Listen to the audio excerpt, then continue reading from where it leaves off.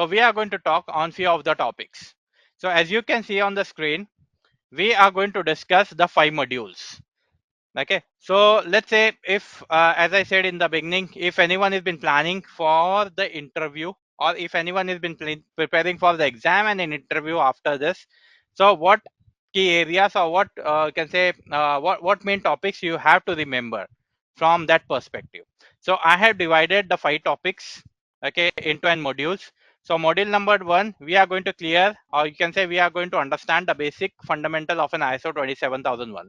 What is an ISO, what is an 27001 is all about, okay, and what we are getting from this. Now post to that, we will be talking about the roles and responsibility of an auditor. Okay, so as an auditor, if you are assigned with some project of an internal audit or of an external audit, what will be your roles and responsibility, what will be your duties, that we are going to talk in this module. Then we will move into the module number 3, where we will talk about the planning and execution of an audit. Okay, so as we said, you are assigned with a task of an audit. So for that audit, we required what? We required a plan. We required that plan to be executed as well. So as an auditor, what will be your step-by-step approach for the planning? Okay, how you are going to plan the audit and how you are going to execute the same audit. Okay, what you are going to do in day 1, what you are going to do in day 2, that all things we are going to discuss in module 3. Moving forward, we will move to the module number 4. Now, once the audit has been executed, that audit need to be reported as well. Okay, so as an auditor, it's my responsibility to create a report. How that report should be. Okay, what I can say, what jargons or what technicality or technical term we are going to use in that report, that we are going to discuss in this module number 4.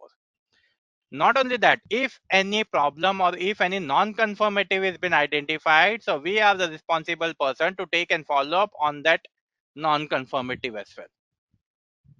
Okay, so what will be the follow-up approach of an auditor towards an auditee, that we are going to discuss again in this module number 4. Okay, moving forward, in module number 5, we will talk about the certification and the career opportunities for the lead auditors from an ISMS perspective. What are the different job roles you can search for after getting certified into 27001? Okay, and what are the most asked question, or you can say what are the interview questions you can expect in an interview from a lead auditor perspective, that we are going to again discuss in this module number 5. Okay, so starting with this, the very first thing, everyone should be clear about an audit. So what is an audit? Audit is an systematic approach. Okay, so first of all, audit is what? Audit is an systematic. Systematic means it's a step-by-step approach.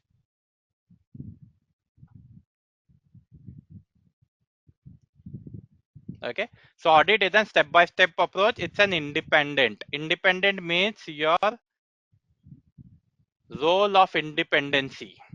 Okay, so as an auditor, it's your responsibility to complete that steps, to cover each and every step, to cover each and every process inside an audit. Not only that, it has been talking about the documented process as well. Everything need to be documented. Each and every steps need to be documented. That is what the audit has been saying. Okay, so first of all, audit is a step-by-step approach. Make sure you are acting as an independent auditor for that, can say for that task, and along with that, you are documenting each and everything. Whatever you are documenting, make sure you are validating those things. You are collecting those information, and we call it as an evidence. Okay, so whatever information you do collect in that audit process, we call it as an evidence. Now, once that evidence has been collected, make sure you are evaluating that evidence, evaluating its objectivity to determine that extent to which the audit criteria need to be fulfilled.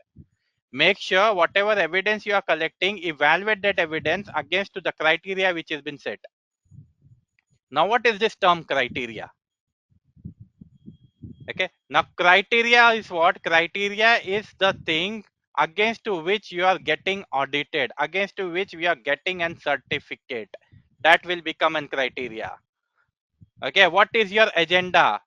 Agenda is to get an certification in ISO 27001 for the organization. So that is what the agenda has been set. The goal has been set by the organization. So it will become in criteria against which you are fulfilling the requirement. The requirement standard will become in criteria. If you are doing an audit for an PCI DSS, that PCI DSS will become in criteria. If you are evaluating HIPAA, that HIPAA will become in criteria. If you are evaluating GDPR, the GDPR will become in criteria against which you are fulfilling the requirement. Okay, so whatever evidence you are collecting, you make sure the evidence has been evaluated against to the criteria which are getting fulfilled. So we can give a justification. So we can present that evidence in front of an auditee. Yes, I have correct evidence. I have, you can say, the relevant evidence. Okay, so this is what is the meaning of an audit. So whenever any question is being asked, what is an audit? So your approach will be audit isn't systematic. It's a step-by-step approach, and every step need to be documented. Whatever things we are documenting, whatever evidence you have been collecting, make sure we are evaluating that evidence against to the criteria which are getting fulfilled. Okay, so this will be your one-liner definition for an audit. Okay, now here comes my follow-up question. Okay, now I understand about the audit. Okay, second thing, what is an ISO then? I know about an audit now. I have a fair understanding about an audit. Now, my next question is an ISO. ISO is just an international organization for standardization. Okay, so it is an international organization for standardization. They publish the standard. Okay, and this standard is been, you can say, is been referred worldwide. Okay, and there are multiple members under to this body. Almost I can say there are more than 160 members who are been associated with this ISO. 160 member as in every country becomes a member. Okay, until now ISO has published more than 24,000 standards so far. Okay, so what is ISO? ISO is just an international organization for standardization. What they do, they simply publish the standard which has been followed worldwide. Okay, the work of an ISO body is just to publish. They don't provide you any certificate. They just present the standard. That's it. Is the duty of the certification body further to give you the certificate? ISO does not play any role in that. Okay, so I hope this has been clear with everyone. Difference between audit and ISO. Now let's talk from the agenda perspective. Okay, so here we are going to understand about the framework. So we will be moving forward discussing about the agenda. Okay, now here is my module number 1 will be coming in the picture. Okay, now what my module number 1 has been saying, that understand the ISO 27001 fundamental. How? With simple to approach, very easy to approach. Okay, so to have an understanding about an ISO 27001, we should be knowing about the key principle of an 27001 and the overview of an ISMS. So this is the two main feature. Okay, because ISO key feature is always established on the framework. Because ISO is providing what? ISO is just providing us a structured and systematic framework, isn't it? It is just providing us a structured and systematic step-by-step framework. If I want to implement 27001, what organization should have to follow? First, they have to decide that why they want 27001. Okay. Now, once they have the answer for an why, then implement. Okay. Once they implemented the 27001, then maintain. If you have done the implementation part, then maintain this framework. Okay. Along with that, we can go with an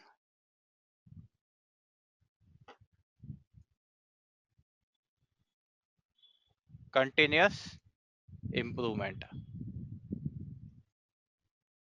Okay, so this is what the step-by-step approach has been saying by the ISO framework. Okay, so first decide why you want this framework, then implement that framework, maintain the framework, and go with a continuous improvement approach. Okay, so we call it as a process orientation. This standard emphasize a process orientation approach. Okay, now how we are going to implement, how we are going to manage that framework, that principle. So we follow the risk based approach. Okay, so we follow the risk based approach, we prioritize the risk. So in 27001 we emphasize, we try to identify, we try to manage the information security risk in a systematic manner. Okay, so organizations are expected to identify the risk associated with that asset or the risk associated with the issue. So either we can go with an issue based risk assessment, or either we can go with an asset based risk assessment. Okay, so with this I am trying to identify what? I am trying to identify the risk. Okay, so 27001 mandates that organization to identify, analyze, and evaluate. Okay, so first identify the risk, analyze what is the level of that risk, high, medium, or low, and then evaluate. If it is an high, what will be the impact for the organization? Okay, so this will give you the foundation to determine the necessary control. Okay, to evaluate which control to be required, what patch to be required. Okay, now once you have done the risk assessment, next thing what we are going to do? So first what I did, I identified the risk, we evaluated the risk, it has been sitting into the high risk area. Now it's time to treat that risk. We call it as a treatment, risk treatment, treat or accept the risk. So again, standard has been giving us a framework. It has been saying that we have 4 treatment options. Either you can mitigate it, either you can transfer it, either you can avoid it, or either you can retain the risk.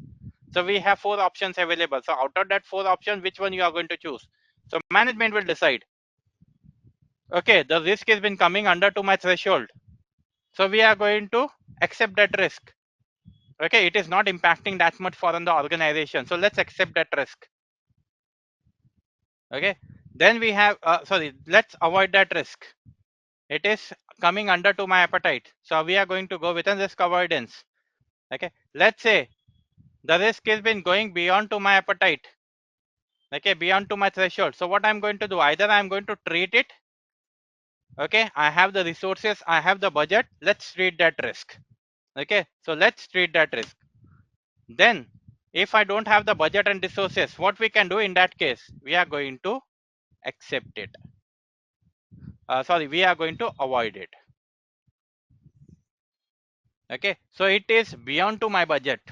I know the risk is very much high, but I cannot stop the business. So what I'm going to do in that case, we are going to avoid the risk. The last option is the transfer the risk with the third party. Okay, third party as in you can transfer it to you can say to the insurance company or cyber insurance, all those sort of thing. Okay, so we have treatment option. Once you have evaluated the risk, then that risk need to be treated. How we are going to treat that risk? We have the 4 options available, and who will decide this? Your management will decide it based on to your presentation, how you are presenting that information. Okay, then it goes with an fourth, or you can say the third phase. So first is your risk based approach, in which what we did, we identified and did an assessment. Second thing, what we did, we treated that risk, treatment. Third thing, what we are going to do, we are going to go with a continuous improvement.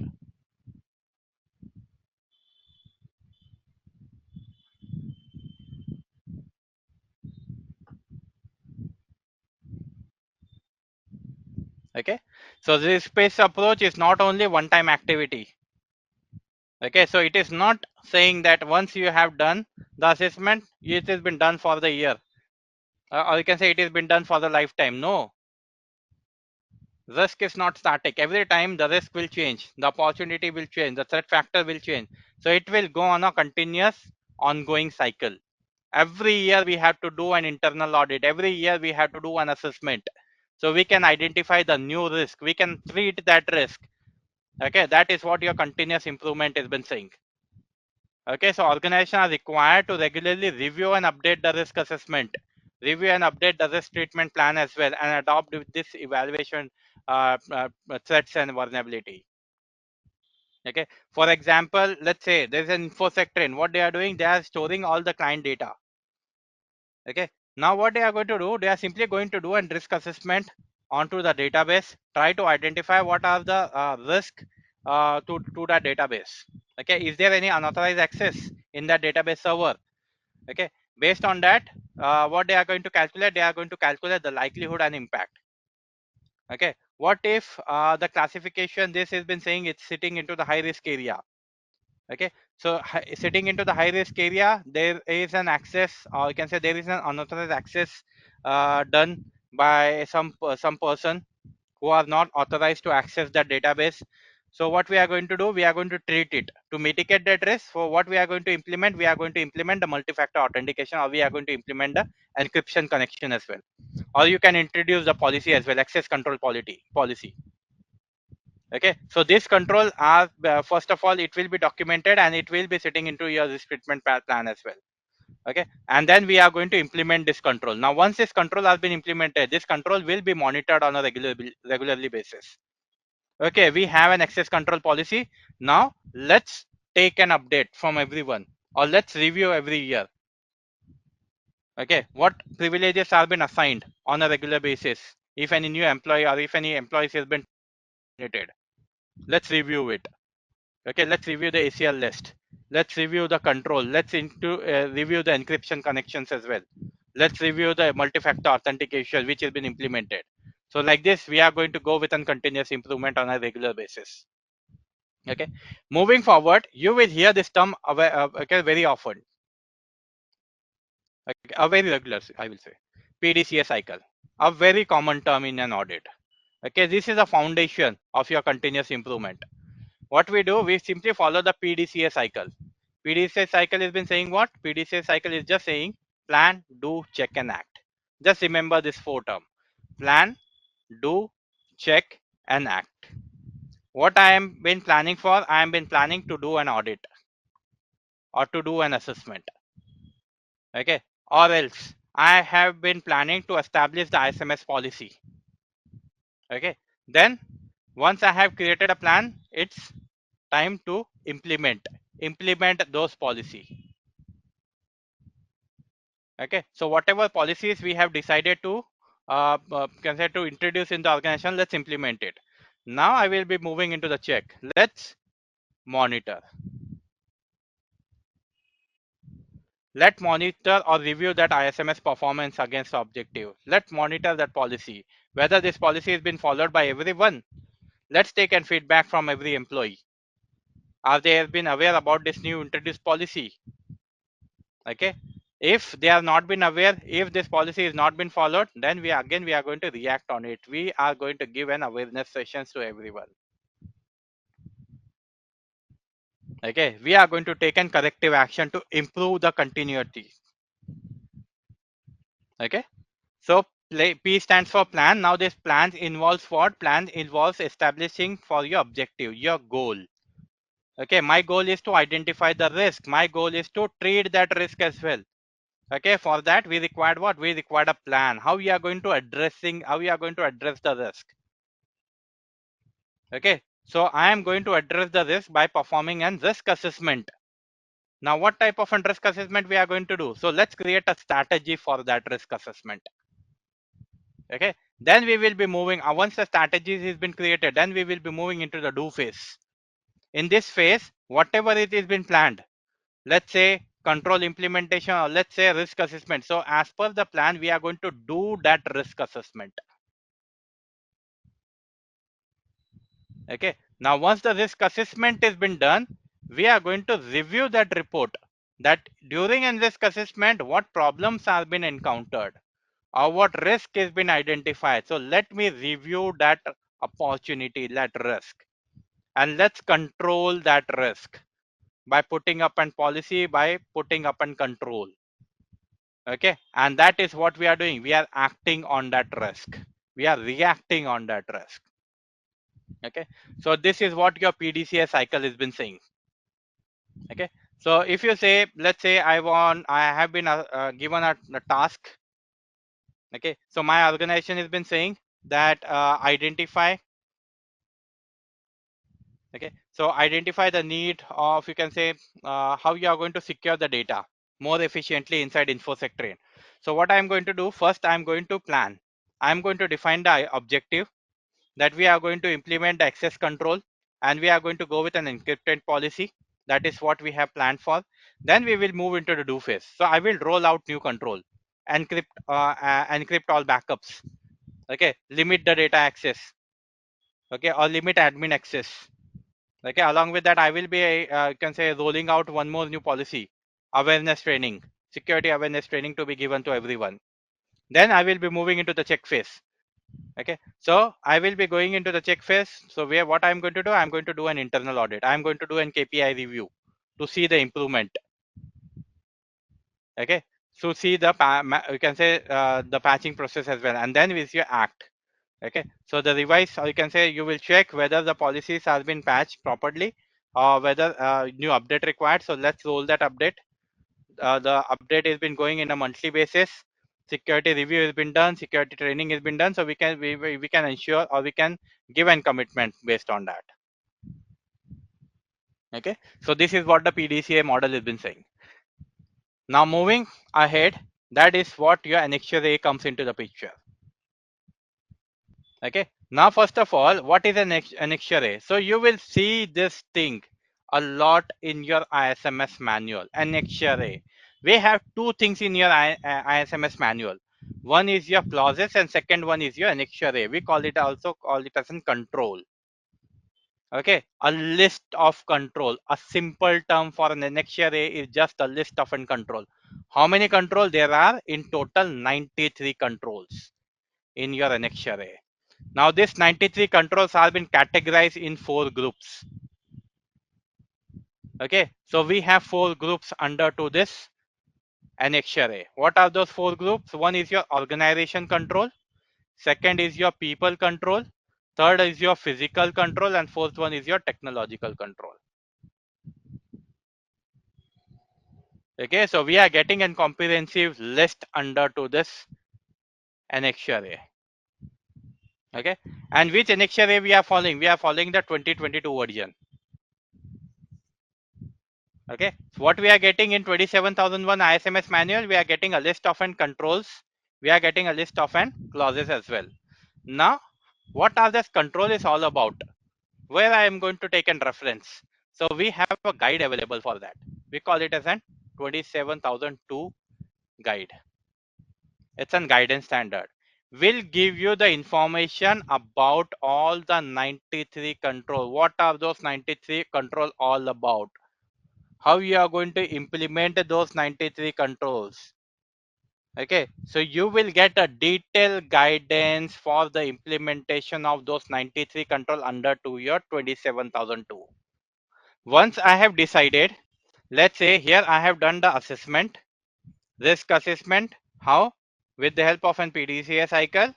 Once I have done the risk assessment, I identified what? I identified which controls to be introduced. Okay, now what I'm going to do, I'm going to prepare a statement of applicability, a document, SOA document. Okay, now this document has been talking about all 93 controls. Out of this 93 control, which one is implemented inside the organization and which one is not implemented inside the organization? Give the list of it, give a justification as well. Okay, so first of all, organization must justify what all controls are inclusive and what all controls are exclusive as well from that annexure A. Okay, and where we have this all this information, we list all this information under to your statement of applicability SOA document. Okay, so whenever an auditor visit the organization, so first thing what he is going to ask, the top level document will be your policy document, and then is your SOA document. Okay. Now, why we are doing this audit, or why you are implementing the ISMS framework? Make sure you are defining the purpose as well. Okay. So whenever we decide to go with an ISMS, so give a reason, valid reason. Okay. The framework of an ISMS is what? It's been saying that we are simply going to follow the policy, we are going to follow the procedure, which includes all physical, technical, administrative control. Okay, protect all the assets, whichever assets you feel so it's an important one. Okay, the fundamental purpose of an ISMS is just to protect the information, you can say the important asset for the organization. Okay, so from whom you are going to secure that asset? From the threat. We have wide ranges of threat. Either it can be an internal threat, either it can be an external threat, or it can be an deliberate or accidental as well.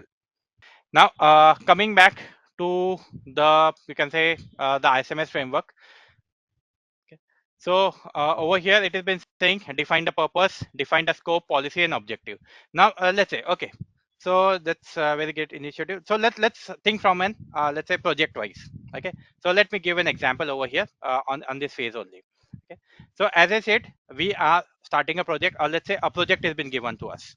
Okay, the project is to do an audit. So first, what I'm going to do, I'm going to define the scope.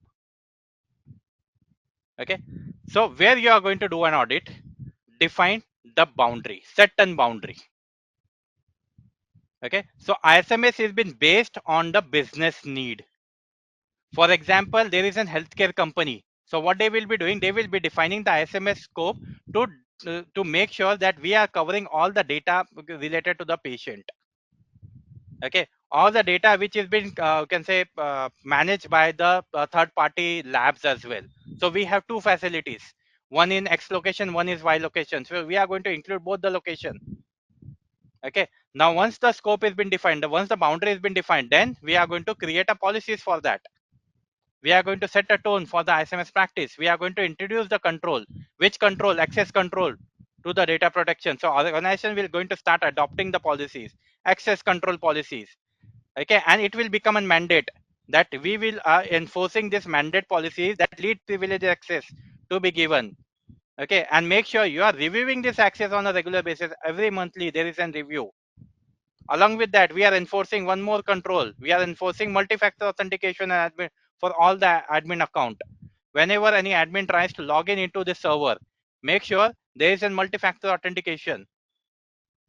Okay, with this, what we are trying to do, we are going to trying to define the objective as well. Okay, we are going to measure the goals as well. What is the end goal? Goal is to secure the data. End goal is to reduce the threat. Okay, how much threat you have reduced? For example, how much threat related to the phishing activity or phishing security incident you have reduced by enforcing such policies? 40%. Okay, by next 12 months this will be close to 80%, because all my employees, all my I can say all both my this data center will be more secured. I am enhancing my email filtering technique. I am training all my employees. Okay, so this is how we create, or you can say this is what the approach of an auditor is. So first define the purpose. Okay, so define the purpose, why you require the ISMS inside the organization, what is your end goal. Okay, once you have the purpose in set, or you can say the agenda in mind, based on that agenda, first thing what we are going to do, we will be sitting with the management and deciding the boundaries where we are going to introduce, what is the reason behind to introduce the such controls. Okay, define the ISMS boundary as per the business need, as per the legal need as well. We are also going to follow the legal requirement, because legal requirement will be sitting onto the top. Okay, now based on this information, so what I have done first I have introduced the ISMS, I have decided the scope, I have decided the policies, which policy to be enforced, and why we are enforcing these policies. So further we will be giving the roles and responsibilities to the auditor, that go ahead, start working as per the plan. Again I will be going back to my PDCA cycle. Okay, So let's give the roles and responsibility for the auditor. Now, what are the roles and responsibility of an auditor first of all? Okay, so auditor is going to create a comprehensive audit plan. Okay, what is a comprehensive audit plan? This three stages: scope, policies, objective. Keep three things in mind. Let's create a strategy now. Okay, my objective is, my end goal or agenda is to verify the compliance for the organization. Which compliance? Your ISO compliance. Okay, based on this, I am going to write the scope, that we are going to audit the department, one department. Okay, we are going to audit IT department, we are going to audit HR department, we are going to audit finance department. So we have defined the scope, we have created the strategy. Okay, so the limitation is three, can say three process. Further to that, your audit team is going to, let's say, one is Raj and one is Rohit. We have two auditors. Okay, so this Raj is going to lead this program. Rohit is going to assist Raj, and we have one more person who will be the technical expert, helping us in way, you can say, helping us in all the technology to understand about the technology. Okay, now based on this, what I'm going to do, I'm going to create a strategy, I'm going to create a plan. Okay, now I have given the, you can say, I know what to audit, I know where to audit. Okay, so we have the answer for what and where. Now it's time to present how you are going to do the audit. Create a strategy. Now I'm going to create a day wise plan. Okay, so let's create an agenda. Day 1 audit is for, let's say, 5 days, 4 days. So day 1 will be my opening meeting. Day 1 will be my document review. Okay, so I am going to have a meeting with the management to understand the business need, to give the information about my team members, to give the information about the complete plan of the audit. Okay, and to set up a communication link as well. Okay, once the meeting has been completed, after that I will start reviewing the documents, all the SMS policy, all the risk treatment plan. Okay, now once the day 1 has been completed, we will move to the day 2. What we are going to do in day 2, I am going to visit the site and start interviewing all the key persons who are, we can say, who are a part of that ISMS project, who are a part of that process as well. Okay, so we will visiting the site and we will start evaluating the people, we will start interviewing the people. Okay, for example, we have can say we have decided to go with an three process: IT, HR, finance.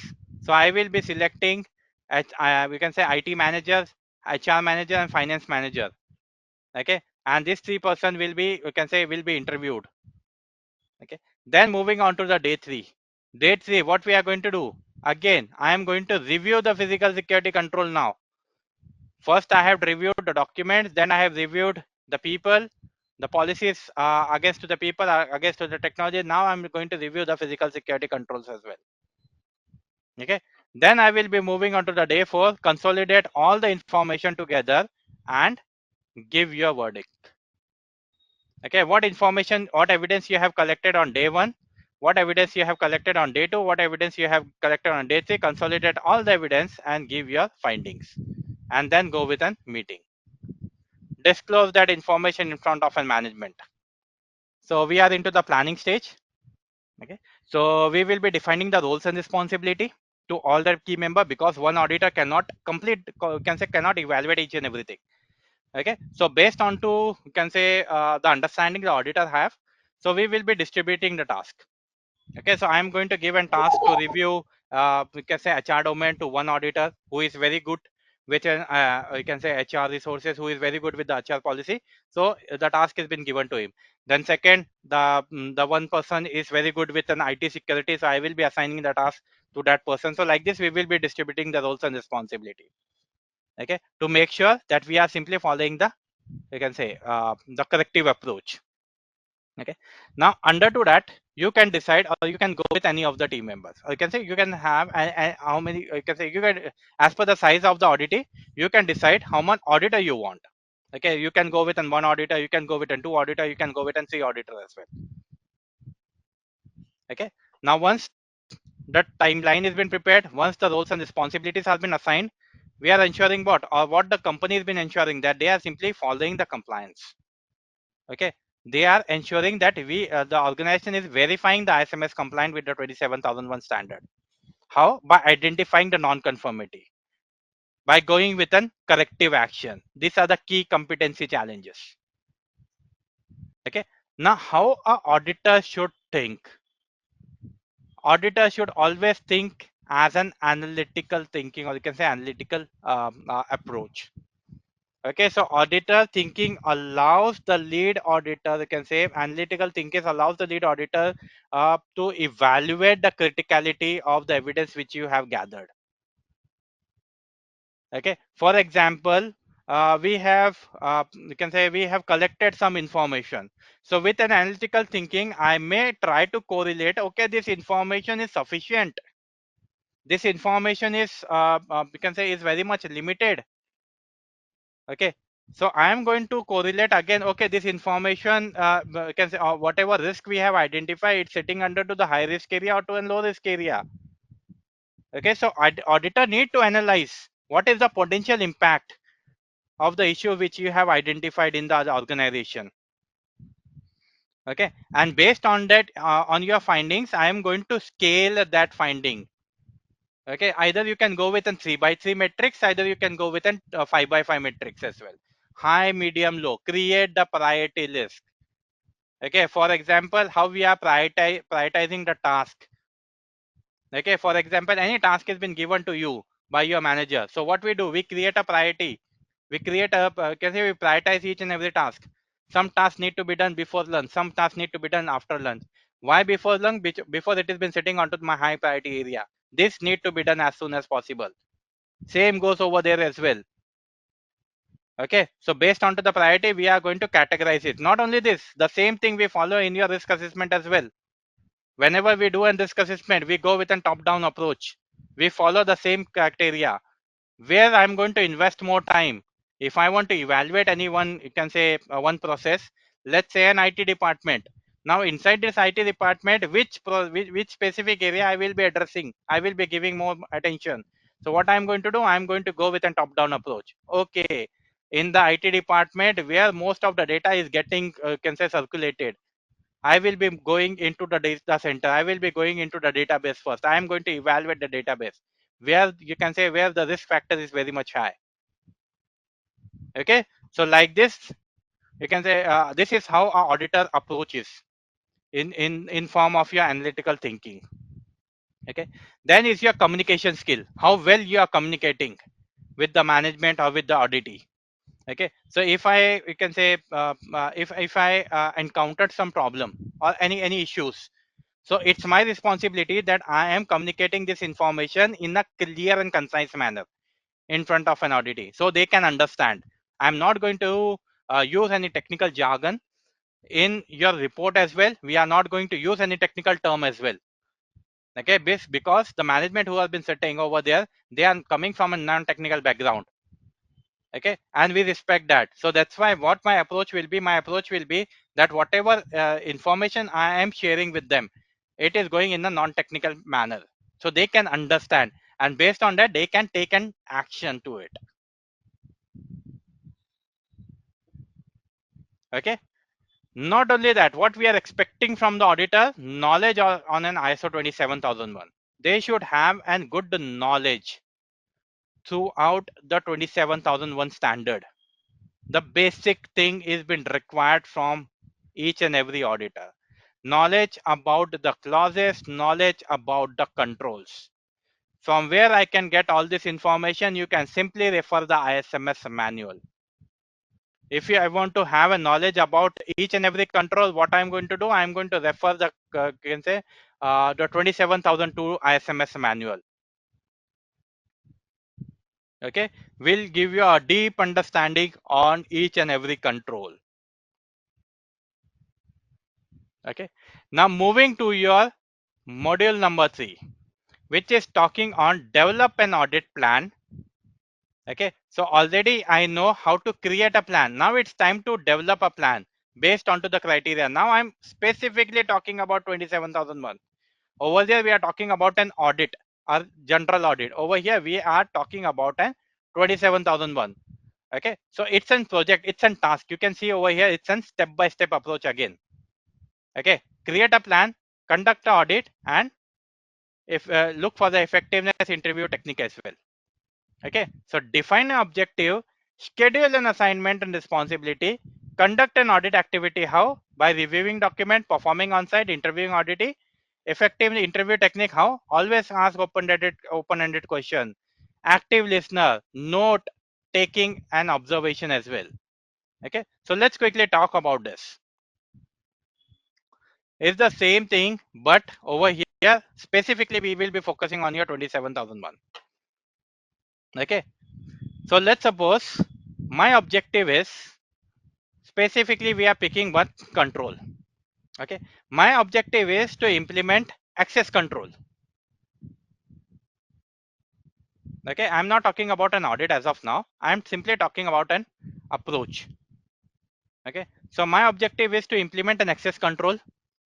Based on this I will be setting up a criteria. This access control is been is as a part of your 27001, coming under to an you can say this annexure 9.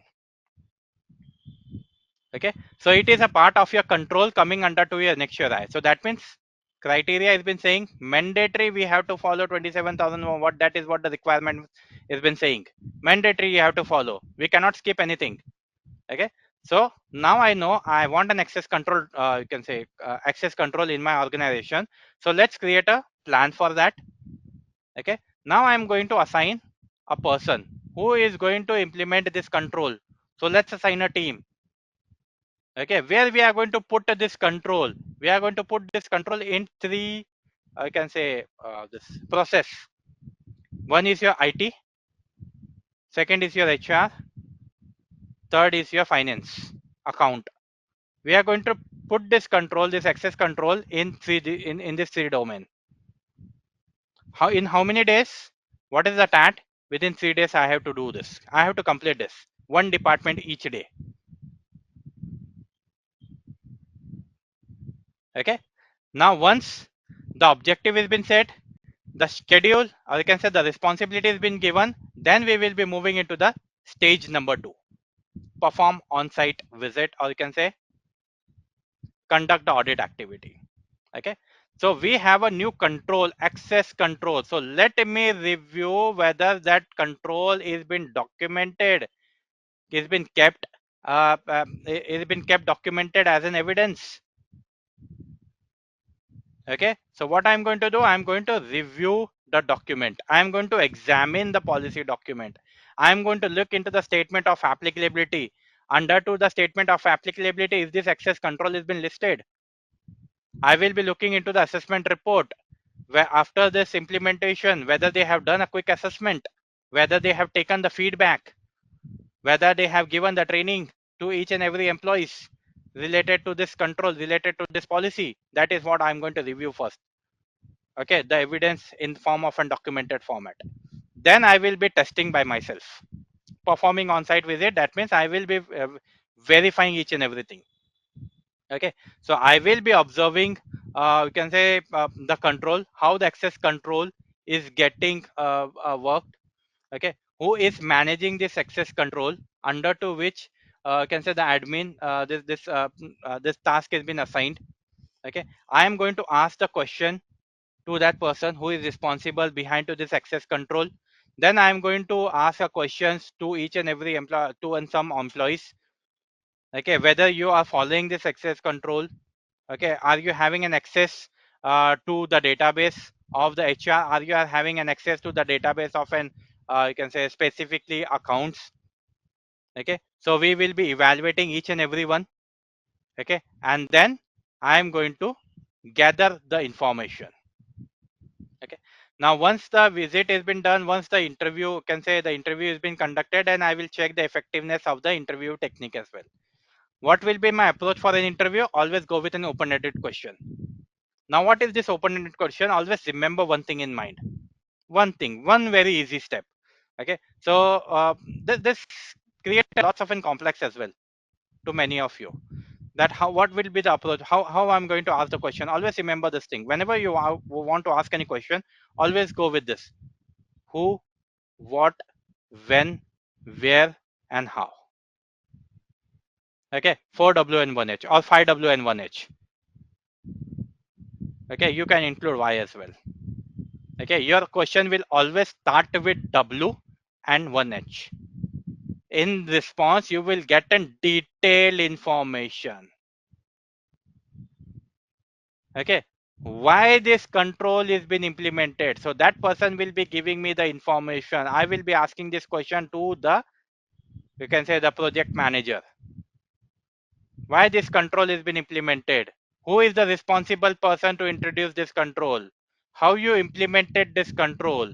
When you implemented this control? So that person will be giving me the detailed answer. So always my question will be in an open-ended format, not into a close-ended format where I will be getting an answer in yes or no. Okay, so gather more and more information and be an active listener, because if I miss anything, that may lead to some problem as well. So always have an always go with an active listening process, or you can say approach, and note each and everything, whatever you are observing or whatever you are asking in that interview. Note each and everything, how you are going to verify, or how you are going to validate, or how you are going to give a justification that that person has given me this response. How you are going to validate that? So you are going to take a note. Okay, whatever things you are getting, whatever things you are observing, make sure you are taking a note as well, and you can take an picture as well of that observation. Okay, so this is what your module number 3 has been saying. Okay, so take a note, be a responsible person, capture all the key information, document all the things whatever communicated over and verbal. Okay, make sure you are listening each and everything, avoid miscommunication. Okay, look for the body language of the person. If the person is feeling uncomfortable when you are asking the question, switch the question. No worries, have your backup question and switch the question if you feel so that person is getting uncomfortable with your question. Okay, so we have to can say we have to showcase a maturity in the audit while asking such questions towards an auditee. To your module number 4 is talking about the reporting. Okay, now I know what is an ISO. Now I know how to do an audit. What is the step-by-step approach of an auditor? Okay, so first he need to plan, then he need to evaluate the effectiveness. Now whatever the information the auditor has been collecting, he or she has been collecting, make sure he is documenting those findings. Okay, we call it as a report writing. But the question is, let's say while doing an audit, I am going to create a report. No, the report will be created after the audit evidence has been shared with the auditee. Then we write the report. In the meantime, what we are, where we are collecting all those information, where we are marking all those information, we call it as an work document in which we can do the modification. In report, we cannot do the modification. Okay. Now coming back to the report part, how your report will be. Report should be in a structure format. First of all, what will be the structure for your report? Okay. Summarize, finding, and conclusion. Summarize means first thing you will see the executive summary in your report.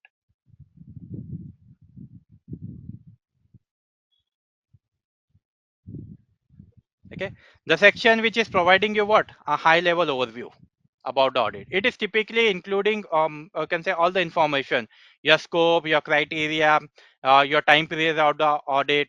Okay, what are your overall findings, the conclusion, each and everything has been summarized. Okay, now next thing after the executive summary, what will be the second thing I am going to list in that, or in that report, is the finding. Okay, this is the core of an audit report, where we give a detailed information about your observation, about the evidence which you have collected. Each findings will going to showcase what each finding is going to showcase, that yes, you have the fact. Okay, and that fact is supporting your evidence. I can say your objective evidence. Okay, so based on that information or based on that findings, what we are going to list, either non-conformative. Non-conformative means what? Not compliant, or not I can say not compliance, or conformative, compliance, not okay or okay. Okay, either you may not fulfilling the requirement, or either you will be fulfilling the requirement. That is what your findings is going to showcase. Okay, if it is a not yet compliant, what are the potential impact? List down. Okay, based on that not compliance, based on your findings, I am going to give an conclusion. I am going to draw an conclusion. Okay, so conclusion will going to provide what? Conclusion is going to provide an overall, you can say the judgment, overall opinion. Okay, that this ISMS based audit findings, I am summarizing this audit findings, that there are few things or few area need to be addressed, or few areas which need to be improved. Okay, now whatever things we are writing, the executive summary, the findings, the non-conformative, the technical things, everything should be written in a clear format. The language to be used in an audit report should be easily understandable. It should be free from jargon. It should be free from ambiguous terms as well. The sentence should be well structured. Okay, we are going to use a clear language to minimize the risk of an misinterpretation. Second is your concise. Audit report should be in a brief format, so we can convey whatever I can say, whatever information I want to showcase. Okay, I am going to avoid all the unnecessary details. I am not going to repeatedly use the same term. Okay, I'm not going to give an explanation in a lengthy format. Okay, so I'm going to use a simple language, a easy way, so everyone can read and digest that information. Okay, last is your objective language. The language, the same language, you can say the simple language we are going to use. Okay, now let me give you an example over here.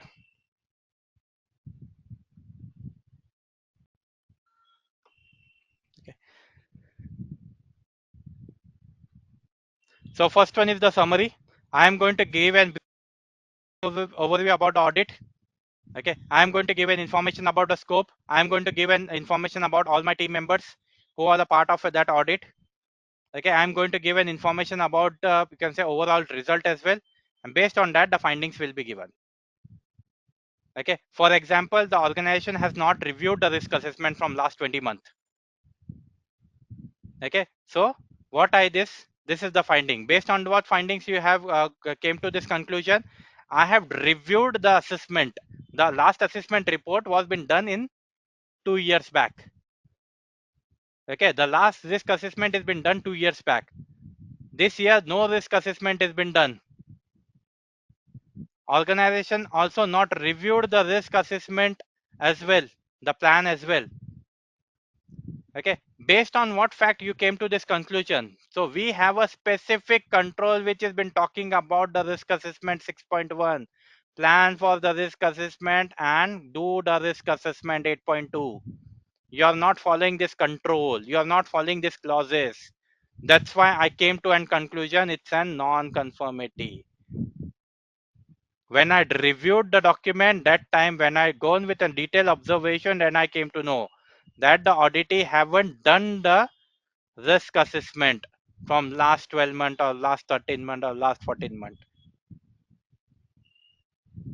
Okay, based on this information I gave my conclusion, non-conformity. Major or minor, it's become a minor non-conformity because there is a plan but they didn't perform it, so it will come under to a minor this non-conformity.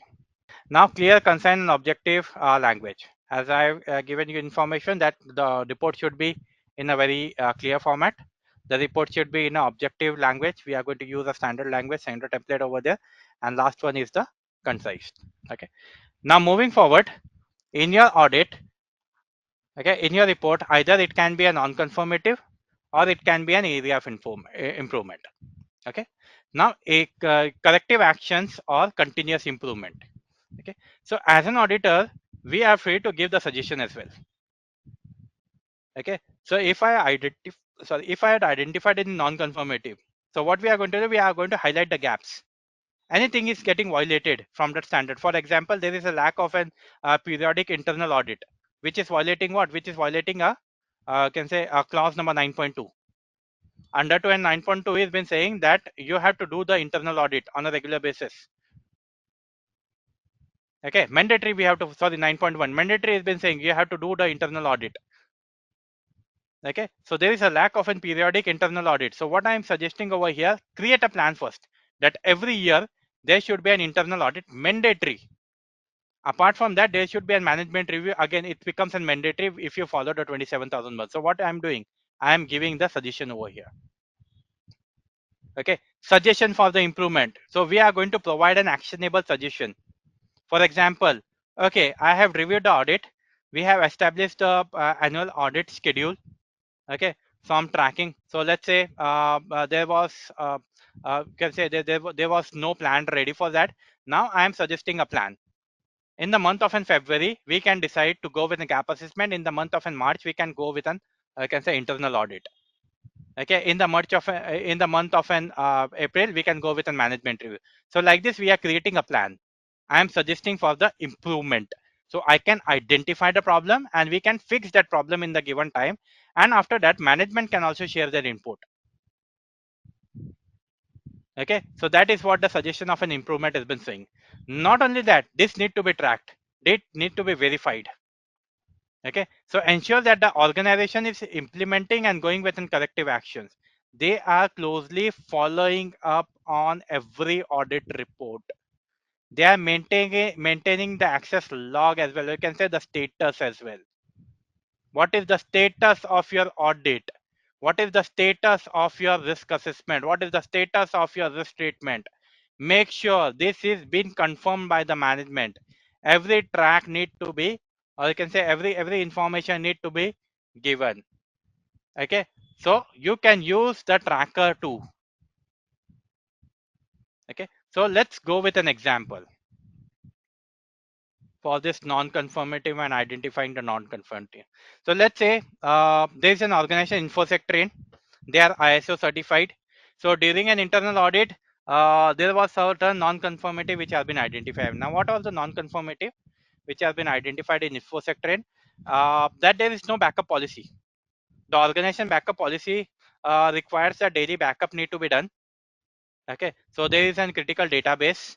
There is one database, and that database is a very critical one, but there is no backup policy. So when I have reviewed, then when we have reviewed, we have collected the information that there is no backup policy is been introduced by the organization, or there is no performance on the past week as well on the backup. So I had listed down this under to an NC because 27,001 under to this we have a control which is specifically talking about the backup. If you have any critical asset, make sure those critical assets have been backup. But over here my critical assets are not getting backup. Okay, so I have identified the NC. No backup policies have been placed. Okay, now further to that, I am going to give a suggestion. Okay, so first of all, how I'm going to present that NC report. Okay, so first of all, I'm going to give the information clearly stating that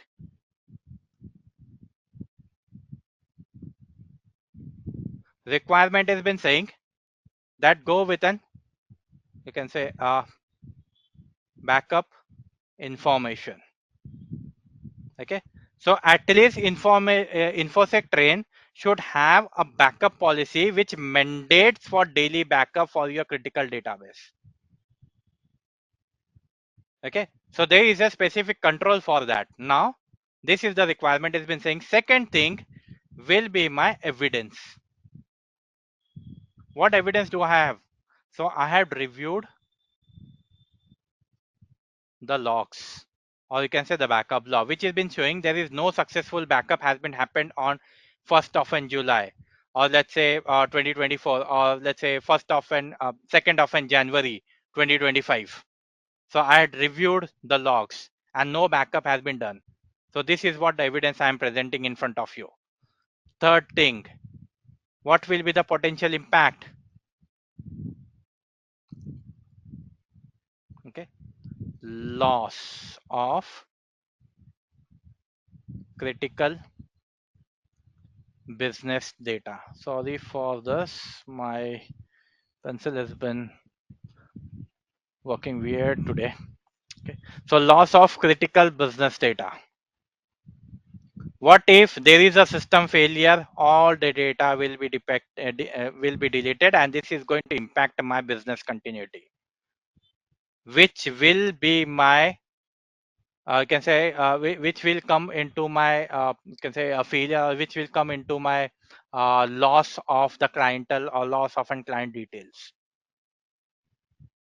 Okay, not only that, I am violating some of the customer contract as well. All the client details are getting deleted.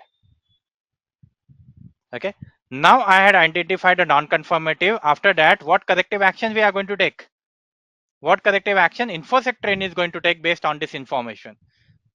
Okay, so it's time to create a corrective action plan.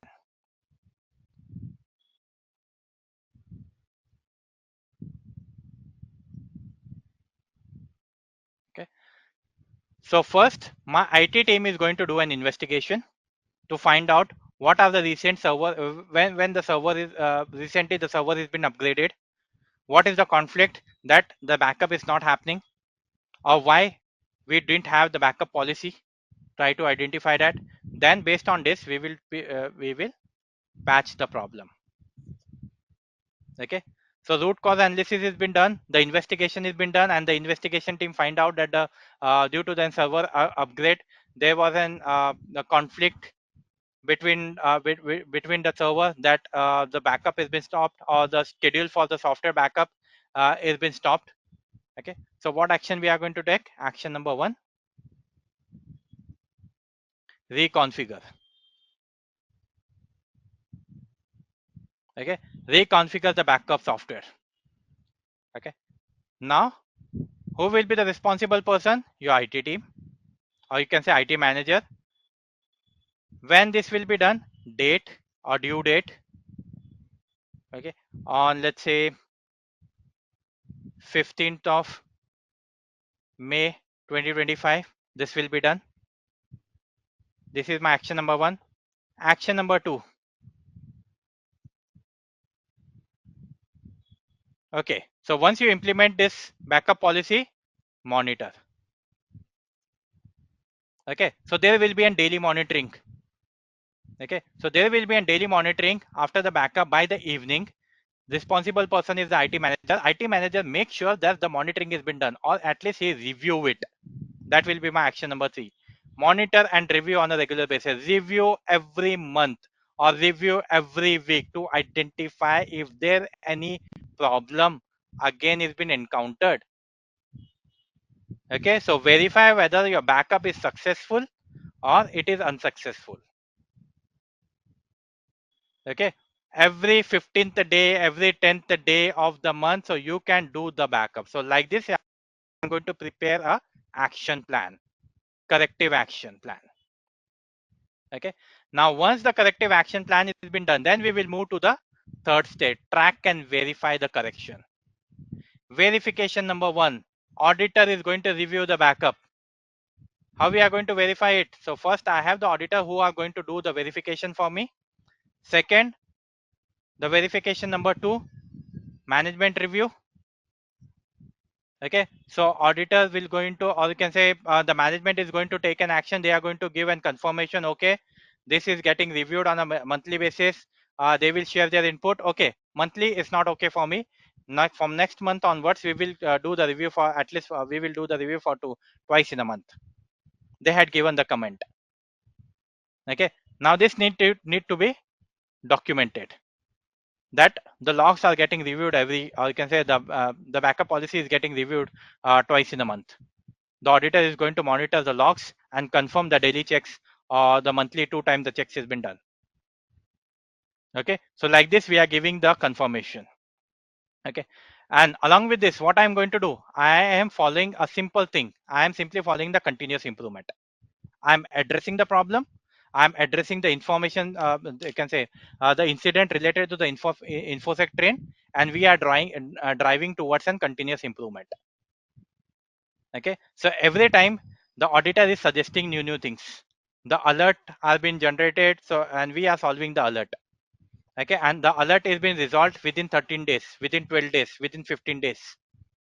Okay, so like this we are going with a continuous improvement. We are improving the things, we are identifying the risk and improving with an you can say ongoing process. Okay, so this is what your report and follow up will work. This is how your report and follow up will work. Okay, now moving on to the last section, certification and career opportunities. Okay, now how I can get certified. Let's suppose if you are planning for a certificate, either you can go with a training and then you can write an exam. Okay, so you can go with a training with any certification body or with any training providers, or else you can go with an you can say self study as well.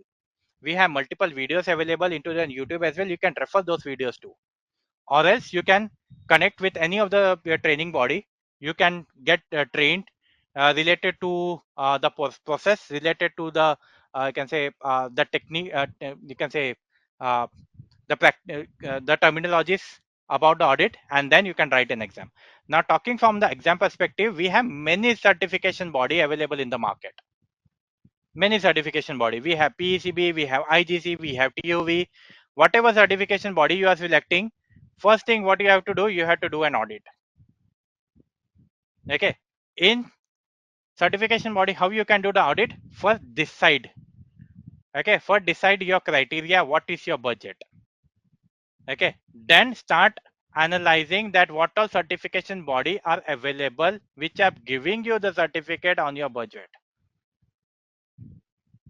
Okay, the PECB one is a bit expensive one. It is okay if it is okay for your pocket, you can go with an PECB. Then we have an IGC, we have an TUV, which is again very pocket friendly. But what is the difference between this certification body? There is no major difference between this certification body. No major difference. Every certification body is providing you or is giving you or is following the same curriculum which has been published by ISO. They are following the same thing, and they have been sitting in the market from a very long period of time. There is no major difference between the certification body. The difference is the money, the price cap. Okay, now once I get certified, what will be the validity for my certificate? So the validity will be depending onto the certification body to certification body. PECB gives you the validity for 3 years. For that, we need to maintain the certification as well. Every year, we have to gather the CPE point, and we have to give the maintenance fees to the PECB. Okay, so this is one thing within PECB. For the TUV and IGC, there is no maintenance fee. The certificate has been validated till the next version is been released by the ISO. Okay, so ISO generally do the review and publish the version after every 5 years. Okay, there is a new version released after every 5 years. In 2013, the first version, the new update has been released. Then in 2019, ISO decided that we can continue with the same version. There is no need to make any changes. Those they simply followed the same version. But in 2020 and 2021, there was a pandemic, due to which lot of things has been changed. Okay, lots of issues has encountered, lots of attacks has been happened. So due to which in 2022 they have rolled out a new they had made some changes in the existing standard. They have released they have introduced some of the new controls, and they have did a segregation, a proper segregations of all the controls. Okay, now once I pass the exam, I will be getting a certificate. Now once I get the certificate, okay, what role I can go into? Okay, there are multiple roles and responsibility, you can see you can act or you can get a role of an GRC consultant, or you can get a role of an internal audit. Okay, or you can get an role of an simply as a consultant. Okay, or you can get a role of an GRC architecture. Okay, or you can go get a role of an implementer. So there are multiple roles related to the GRC, or you can say related to your towards an auditor. Okay, so you can simply use the keywords. Okay, the ISO, ISMS, GRC. Okay, and under to this you can get multiple job roles: information security consultant, information security auditor, ISO 27000 lead auditor, risk manager, compliance manager. So like this you can get the roles opportunity. Okay, further to that, can I get an international job opportunity? Absolutely yes. Okay, with the certification, with any of the certification, you can claim or you can get, you can use that certificate everywhere. Why?